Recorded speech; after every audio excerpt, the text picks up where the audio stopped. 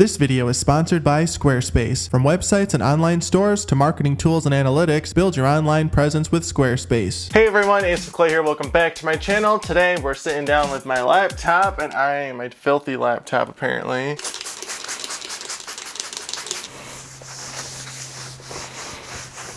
Hey everyone, Ace of Clay here. Welcome back to my channel. Welcome to another sculpting video. Today I will be using a random character generator on the internet to tell me what to sculpt.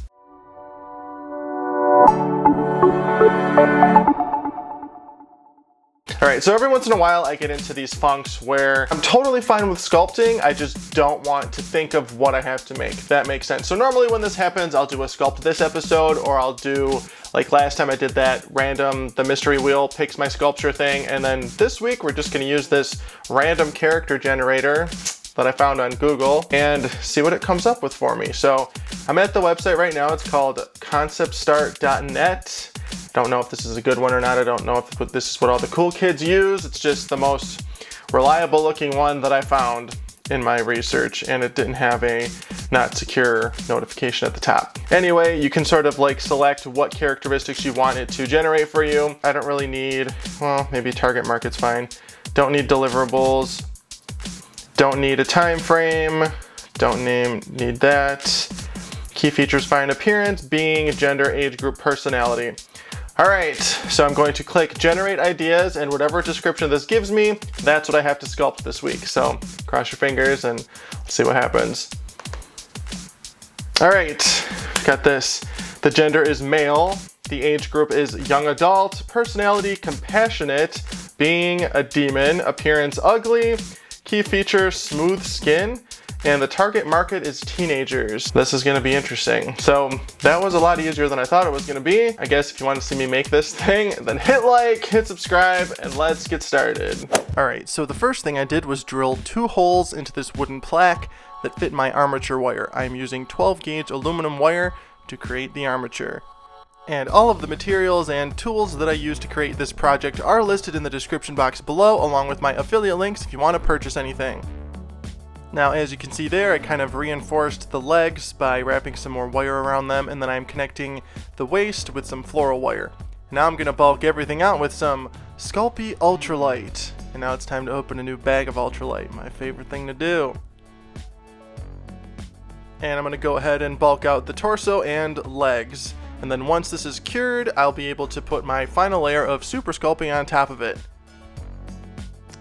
And then if you can't tell from the shape of the legs, I pictured this guy being a sort of fawn-like creature for some reason, and I have no idea why. Mr. Tumnus popped into my head from The Lion, the Witch, and the Wardrobe. Again, don't ask me why, I just thought of that when I thought of like young adult demon, I guess. So I don't know, we're giving him fawn legs, this sort of goat-like appearance on his lower half, so we'll see how this turns out.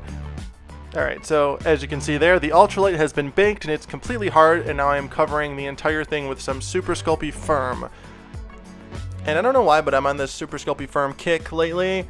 I guess I just like to switch things up every once in a while. It keeps things interesting.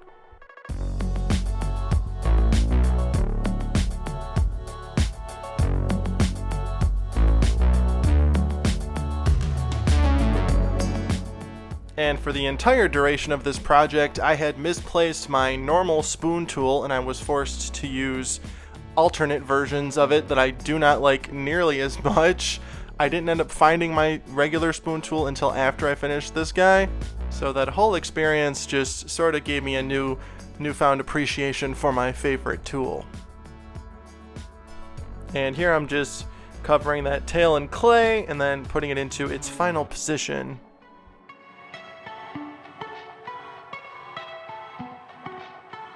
And now we're going to start adding some fur to the legs.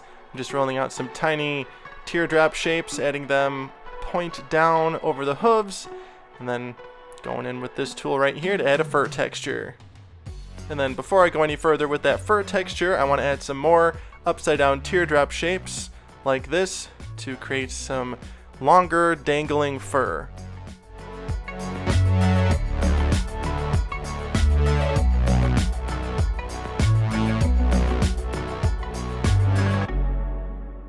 Now let's texture the rest of it.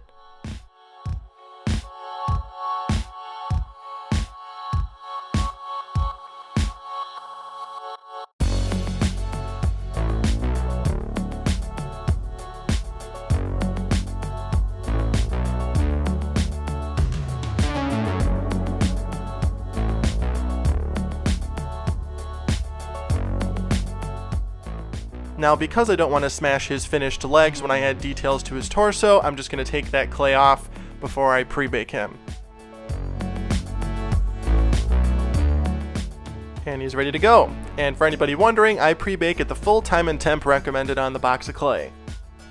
Okay, that's looking pretty good. Let's get that clay back on his torso and start adding some more detail.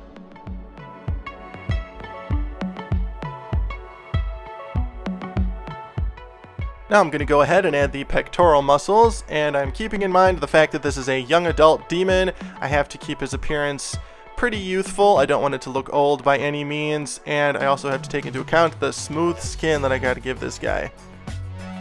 And of course I can't forget that he's supposed to be ugly and also a demon. And once the pecs are on and roughed out, I'm going to go ahead and add his neck.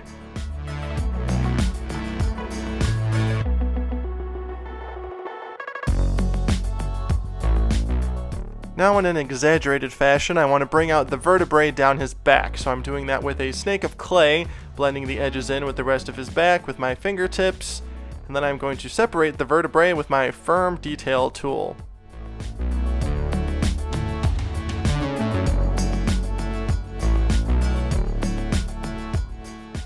Then I realized early on this looks like crap and it's going to take a lot more work for me to make this look good, so I'm just going to take it off and start over.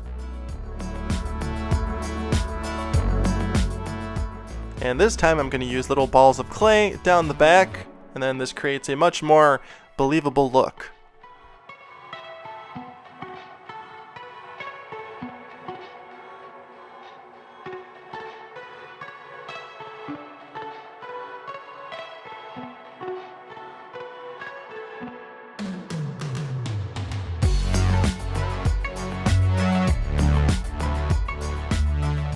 Now, using my firm detail tool, I just want to press out some muscle definition in the shoulder blade area.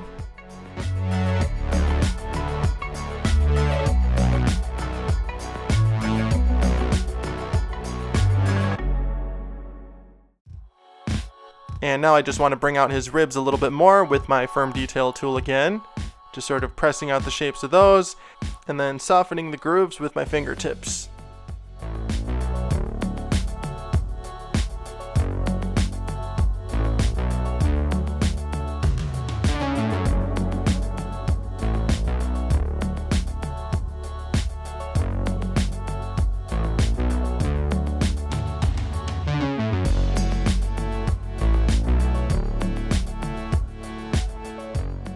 After adding the nipples and some other details, I'm going to go ahead and give him a collarbone.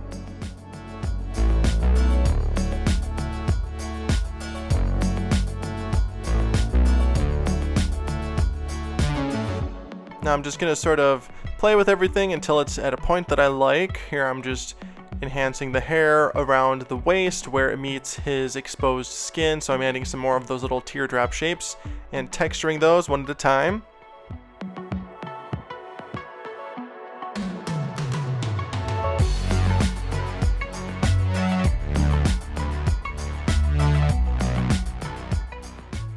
Not bad, but are we getting young adult from this? I thought so. I don't know. Let me know what you think in the comments. Now let's add a couple more details and then move on to the arms.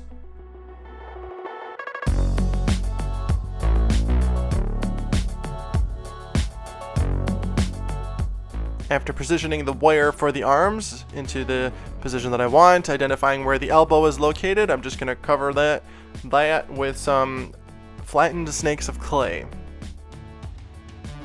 Now we're going to give this spaghetti arm a little more muscle definition, add a little bit more clay.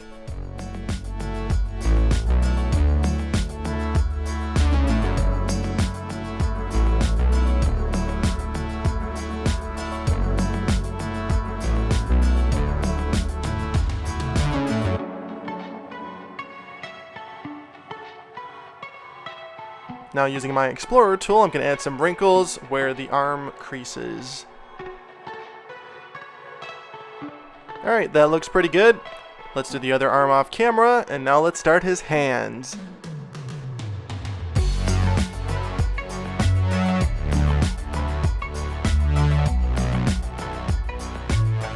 After creating the general shape of the hand, I'm going to add some knuckles and joints.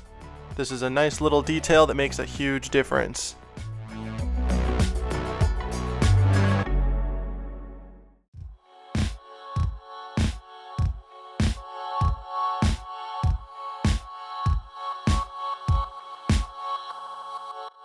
After adding some wrinkles to the joints, I'm going to go ahead and give him some long, creepy fingernails.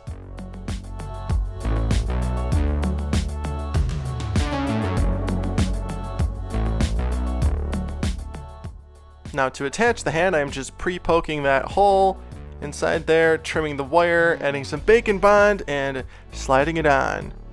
And then I'm going to blend it in with the wrist, and then position the fingers how I want. And then of course, add that little wrist bone. Nice little detail. Not bad. Let's do the other hand off camera. Now to represent the element of compassion that we have to add to this guy, I thought it would be nice to make him holding a rose. So we're just gonna sculpt that rose right now.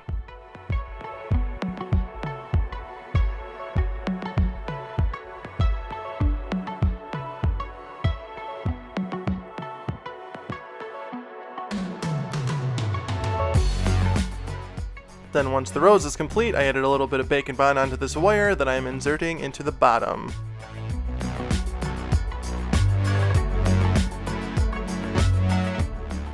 Now we're just going to attach and position his other hand, and then stick in the rose. So obviously I thought the rose was a good idea, but let me know what you would have done to make this guy look compassionate. Let me know in the comments. Now for the head, I'm just shaping out the inside of his head with some aluminum foil. Yes, you could do this with ultralight, but I'm too lazy to bake this again and wait another 30 minutes, so we're just going to use foil. And I'm adding clay on top of that, and then a little skewer to hold on to. I indented the areas where his eyes will go. Now we're pressing in the eye sockets with my medium ball stylus. And we're going to add the eyeballs and define the eyelids.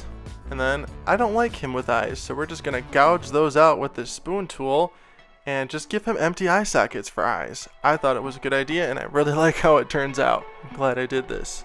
Now we're just going to bring out his brow bone.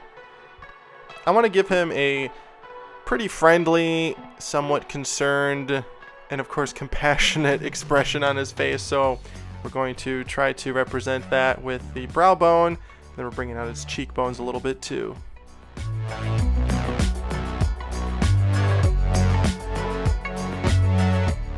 And now for his nose. I want to give him a very skeletal, pretty much completely missing nose.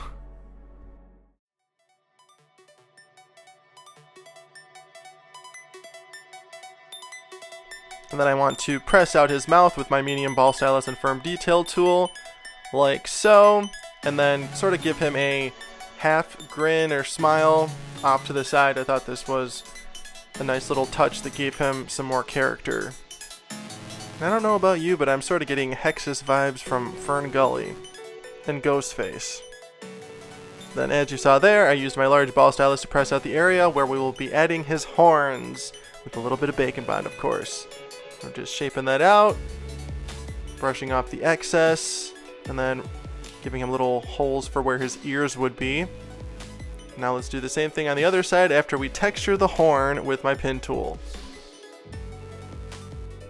And then using a tiny snake of clay, I'm going to create the skin around the base of each horn.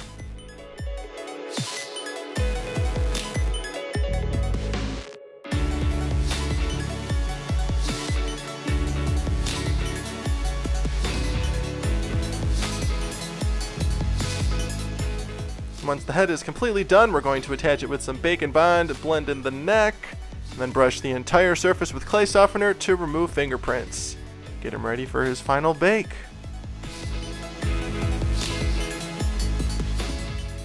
And once he's baked and completely cooled down, it's time for paint. All of the paints that I use in this video are Folk Art brand matte acrylics. And we're just going to paint the fur portion of his body pure black. And then of course I want this guy to have a very dull gray desaturated color scheme, but I want the rose that he's holding to sort of pop, so we're going to try to accomplish that. Now I'm going to paint his exposed skin this nice warm dark gray tone.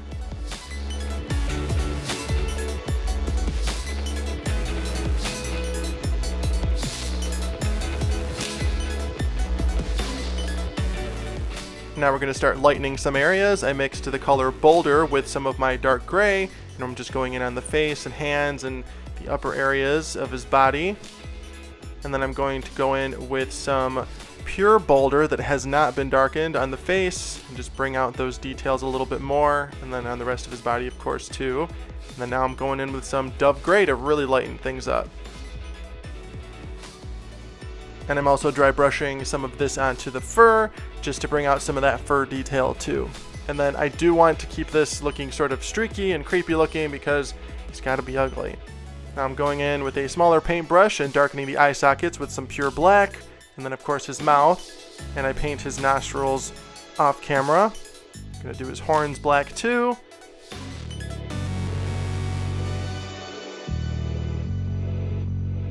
Now I'm going to paint the rose. This is Imperial Red that I darkened a little bit with black and some fresh fern, which is a green color.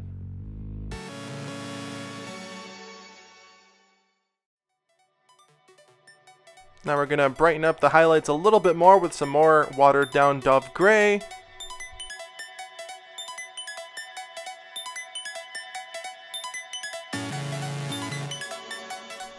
Paint the base black, of course. And then stick them on. And he's done! The male, young adult, compassionate, ugly, smooth-skinned demon is complete. Let me know if you think I hit all the prompts correctly in the comments, and if you think I should do more challenges like this.